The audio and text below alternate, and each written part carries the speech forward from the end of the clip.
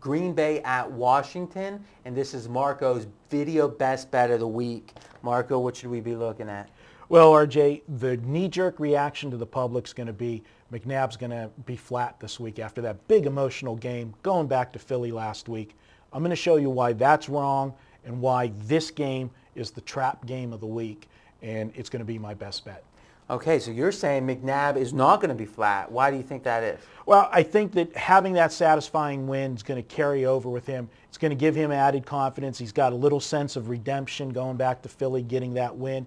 And we do have, it's only a case study of one, but we have a case study just last year. Favre went to Green Bay, played his, same scenario. First game that he played his old team was at... Okay, got it. And now what happened next? Favre, both times after the Green Bay game, he won both games, and he won the game after both times. Okay, and and you think that this is applicable here? I think it's applicable here with McNabb, and I'm going to base this play why I say this is a trap. This game is 2.5. Green Bay is minus 2.5. If I asked you, RJ, right now, I'm going to give you 3 teams in the NFL, and I want you to rank these 3 teams right now in perception. The Dallas Cowboys, the Houston Texans, and the Green Bay Packers. Put them 1, 2, 3 for me.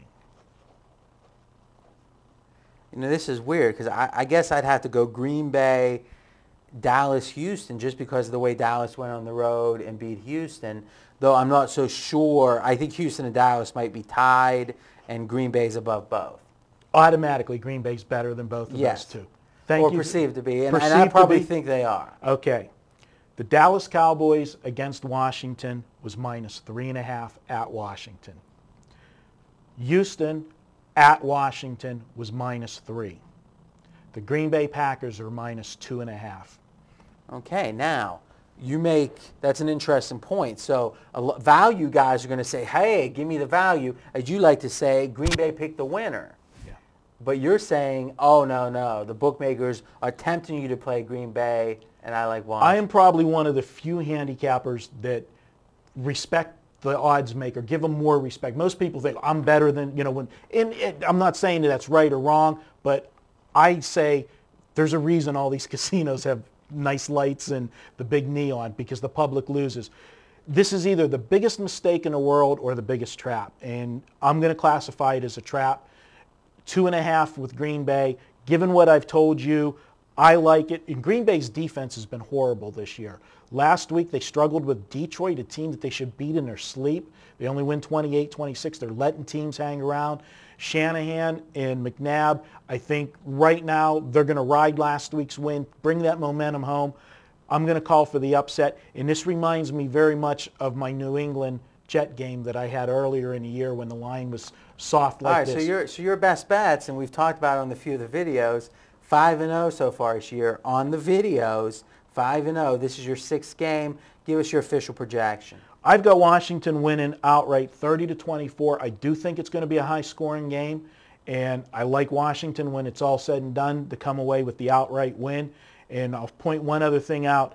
The public has been all over this game betting Green Bay so far in the early betting, but the line is not budged off that 2.5 yet.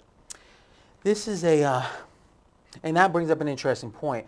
People, and I actually started a new thread called Inside the Line, and I broke down the Tennessee-Georgia game, and I showed minute by minute how the line moved, how the books reacted, and it's gotten a great response in the forums for anyone that wants to check that out. When people say, I trust the bookie, they're really saying 2 different things. There's the odds maker who suggests a line, and then there's a sports book that decides what line to offer the game at. So really what you're saying is, I think, you respect the books. If the books aren't moving, if the action's coming in one way and the books are sitting there and not moving to try to entice action on the other side, it means they like the action.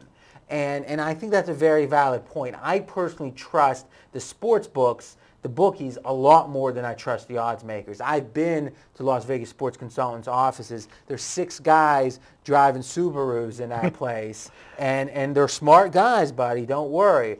But 6 guys are not smarter than the syndicates, in my opinion, and not smarter than some of the really sharp books offshore. And really, there's only a couple books offshore that's dictating all this, and a couple guys in town. You've got the M in town. You've got Hilton and Cornegay. You've got Jimmy Avello at the Win. Those are guys that I respect when it comes to taking a position here in town. Offshore, you've got Chris, and which is bookmaker also, and you've got Olympic. And that's the 5 guys, and there's others for sure, but that's the 5 spots that are dictating the market.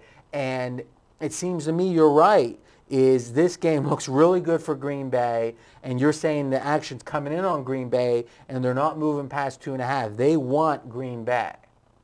All right, let's take a minute and talk fundamentals for a second. Redskins are 4-12 ATS at home. Does that bother you? Again, we've got a different regime here now. So interesting. We had a great stat last week about quarterbacks returning after playing 6+ years in a stadium, and they were 6-1. I think now they're 7-1. It seems to me the public has seen that, and you would think there'd be a premium right now on. Well, I guess that's the question is, do you think maybe the reason this line looks so low is in your mind you don't look at Washington as a really good team, like you're saying, relative to, the way that the line was when Dallas came in and when Houston came in. But could it be that the public's saying this Washington team's a lot better than we thought? I don't think that they're going that way, and here's why. Last week's game, it wasn't like Washington went into Philly and ran away with the game. It was a 17-12 game, and there's a lot of people that are pointing out the fact, what would have happened in that game if Vic doesn't get hurt on the last play of the first quarter? It does diminish the win a little bit. It does diminish the win a little bit. Last point for me, and I'll let you close. I look at this Green Bay team as one of these old school, well, not old school, but back in the day, there was a lot of these teams. I'm thinking of the Falcons off the top of my head. I'm thinking about Warren Moon's teams that had good quarterbacks, great receivers, usually had a spread out offense, and just fundamentally they didn't have good centers, they didn't have good left tackles, good middle linebackers. They were like, if you were a kid with trading cards, you wanted a lot of their players, but the big uglies, as Madden calls them, were weak. I'm looking at this Green Bay team thinking that entering the season, I felt like that's who they were last year, but this year they had, their running backs were solid, their main back, their line was better. It seems like the line's not doing much better for injuries or whatever reason. They've lost their running back. This feels like a team that's going to be perpetually overrated because they have the glamour positions and especially the quarterback with Rodgers, but the fundamental backbone of the team isn't quite A level. Is that your take? It is, and I think that's something that actually started in preseason, because if you remember back in the preseason, Green Bay blew out all of their opponents in preseason and were scoring all those points. So people love offense. They love offense. I think they're not. I mean, they're still one of the favorites to win the Super Bowl, and I don't think their performance shows that.